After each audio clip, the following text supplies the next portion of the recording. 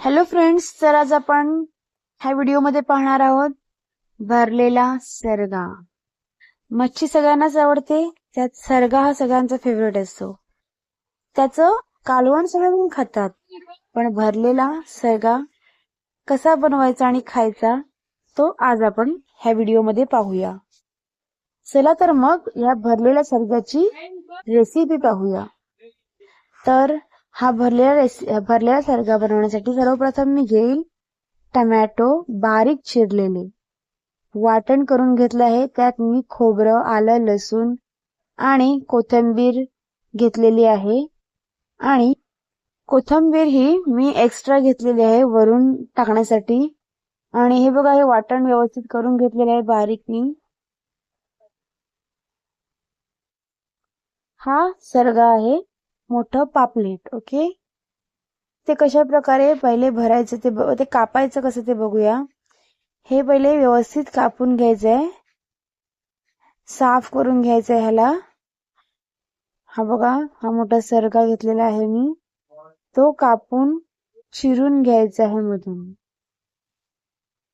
हे बघा, अशा प्रकारे मी कापून आणि मधून चिरून घेतला आहे. हे बघा, स्वच्छ धुवून घेतला आहे आणि त्याला बघा चिरा पाडलेले आहेत.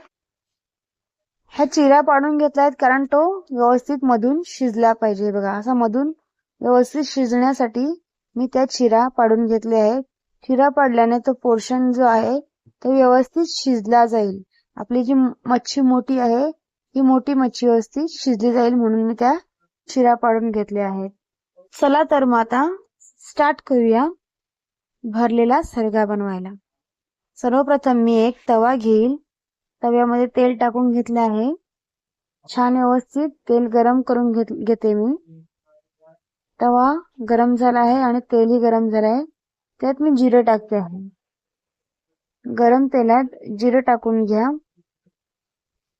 आणि आता त्यात मी टाकत आहे वाटण, जे आपण खोबरं, आलं, लसूण, मिरचीचे जे वाटण बनवलं होतं ते वाटण त्यात टाकलं आहे. बघा, हे वाटण आणि जिरं व्यवस्थित, आता मी ऑइल गरम झालेलं होतं, झाकण दिलं आहे आणि ते शिजवत आहे. बघा, शिजवण्यासाठी मी त्यात मीठ टाकते आहे. मीठ टाकून पुन्हा व्यवस्थित मी शिजवून घेतलं. आता मी त्यात टाकते आहे जिरा पावडर. जिरा पावडर टाकते आहे बघा. आणि टमॅटो शिजवण्यासाठी ते मी त्यात वाटणात टाकले आहे. बघा, हे वाटण झाकण देऊन व्यवस्थित मी शिजवून घेतले आहे. टमॅटो थोडा शिजला आहे, अजून थोडं झाकण देऊन शिजवते. हे बघा, एक साइडला मी ते कापून जो घेतला आहे सरगा, मोठं पॉम्फ्रेट आहे ते. हे बघा, असे ते भेगा पाडलेले आहेत. आणि हे बघा, मी एक कलर घेतला आहे त्याच्यावरून लावायला. मला जास्त कलर नको हवा होता, त्यासाठी मी थोडाच कलर घेतला आहे. व्यवस्थित मी त्याच्यावर लावून घेतला. आणि हे बघा, वाटण जे आहे ते मधल्या पोर्शन मध्ये भरून घ्यायचं आहे. छान व्यवस्थित मी त्याला लावलं आहे. आणि जे वाटण आहे ते मी ते मध्ये भरलं आहे, थंड करून वाटण भरलं आहे. एक मी पॅन घेतला, पॅन मध्ये नॉनस्टिक पॅन घ्या कारण मग ते स्टिक झालं नाही पाहिजे म्हणून. आणि दोरीने आता मी हे बांधणार आहे. मध्ये फील केलंय जे मटेरियल होतं ते आपलं वाटण, आणि ह्या दोरीने मी त्याला आता गुंडाळणार आहे, जेणेकरून आपलं जे वाटण जे आहे ते बाहेर येऊ नये. आपला पॅन गरम झालाय, तेल पण गरम झालंय, त्यात मी त्याला टाकलं आहे. बघा, झाकण देऊन व्यवस्थित शिजवणार आहे. व्यवस्थित झाकण दिलंय. बघा, मी आता टर्न केलं, त्याला पलटी मारून घेतलंय. नेक्स्ट दुसऱ्या साईडून व्यवस्थित शिजलाय. बघा, छान दिसतोय सरगा आपला भरलेला. हे बघा, मी झाकण देऊन व्यवस्थित त्याला शिजवून घेतलं. हे बघा, व्यवस्थित शिजले आहे आपला सरगा, छानच, आणि दिसतोय पण एकदम मस्त. कलर पण छान आलाय. बघा, छान दिसतोय. रेडी आहे आपला सरगा, भरलेला सरगा. मी वरून त्याला कोथिंबीर टाकली आहे आणि मी आता सर्व करते आहे. बघा, एका प्लेट मध्ये काढून घेतला आहे.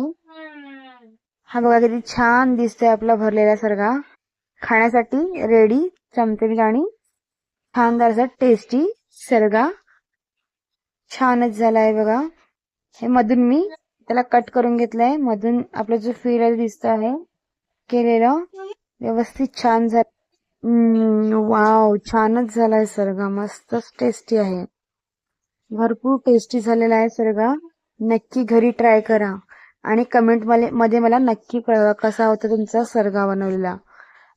आणि माझ्या चॅनलला लाईक आणि सबस्क्राईब करायला विसरू नका. धन्यवाद.